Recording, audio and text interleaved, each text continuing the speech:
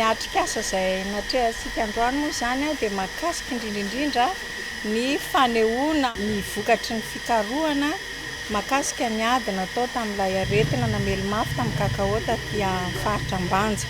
Vokatra azy moa izany dia naneho ny vokatra tsara teo amin'ny fiara-miasa ny public sy ny privé satria dia fiara-miasa ny ministèren'ny agriculture et élevage amin'ny alalan'ny DPV tamin'ny comité national de cacao iny vokatra iny.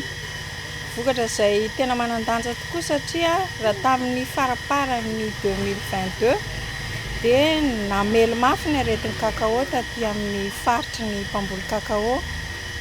Nalefa ny ministère ny ekipan'ny DPV nanao an'ny fizahana ary novatsiny ny comité national ny kakao tao amin'ny fampitaovana amin'ny fivezivezena nanaovana ny essai rehetrarehetra na ahafahana nahazo an'ilay vokatra. Hita ny fanafody ahafahana mifehan'ilay aretina mahazo ny volo kakao fa ny any sisa izany hoatrehana aoriana izao atrikasa izao dia ny ahafahana manaparitaka ny fanafody any amin'ireo tatsaza tena mbola hiaran'ny aretina ny volony amin'izao fotoana izao.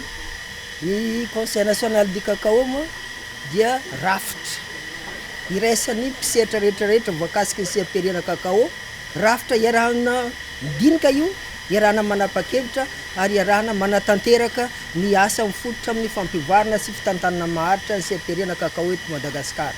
Izay no nanankinana ny fanjakana andraikitra ny CNC hitantana io sehampirenena io ary vondronany sehatra tsy miankina sy ny sehatra miankina amin'ny fanjakana, izany hoe ny ministère izay voakasika mivantana. Io samy voakasika fa misy ny raha tsy alany ambonimboniny dia misy ilay voakasika mivantana. Anisan'izany ao amin'ny ministère ny fambolena sy ny fiompiana izay ahitana ny direction de la protection des végétaux isan'ny zamanjaza agnatin'izay. Ao koa ny ao amin'ny ministère ny commerce raha tsy laza fa tsy izay koa. Dia eto zany rehefa nisy zany ny aretina kakao dia tsy afaka mijanona foa mipetra-potsiny ny ao amin'ny CNC fa tsy maintsy misy ilay fiaraha-midinika teo agnivon'ireo ilay membre ny CNC izay ahitana mpikambina 20 dia nanapa-kevitra ndao ataovy ny hetsika ahafahana raisiny andraikitra ahafahana miatrika io aretina io, ahafahana miady amin'ny aretina. Dia misy ny tompona andraikitra amin'izany, teknisina ny tompona andraikitra amin'izany DPV miara-miasa teto ary isoranay zany isorana BDB isorana amin'ny anaran'ilay mpisetra rehetrarehetra amin'ny sehampirenena kakao. Na dia tompona andraikitra zamanjaza izy fa tsy maintsy atao ny fisorana fanomezam-boninahitra. Ka eto izay dia iroso antsika zao ty amin'ny hoe mba hisitraka izay ady amin'ny aretina izay mba ahatonga ny vokatra kakao antsika mba tsy voahelingelina fa hitomba hatrany dia hivoatra hatrany ary manaja ilay fenitra voajanahary izay fa himatematesa antsika satria matoa ny kakao tsara aty Madagasikara manana tsiro miavaka tsy mitovy mampikuizana zao tontolo izao dia satria ny tany aniriany ny tsara ka hitany aniriany io na dia eo aza ny aretina antsika tsy mampiasa vokatra simika fa vokatra voajanahary izay azo antoka ary voamarina no ampiasaintsika ka mifototra amin'izay zegny ilay fiaraha-miasa.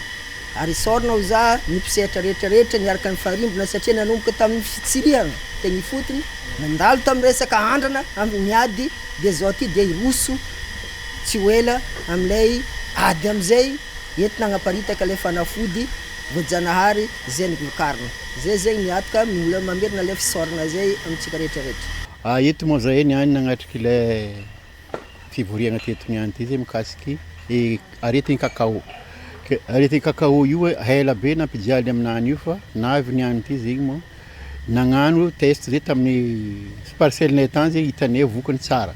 Ka izy koa fa nanao atelier teto zegny zahay zegny nagneky zay fa tianay avian'ilay fanafody io malakilaky zegny aty fa mety mahatsara le kakao zegny satria ma kakao zegny fa tegna reraka be zegny kakao ny Ambanja. Izy koa moa voakarakara karahanay ao zegny n'olo jiaby zegny mety ho tsara zegny kakao, mitombotombo koa le fahatsarany kakaonay eto zay.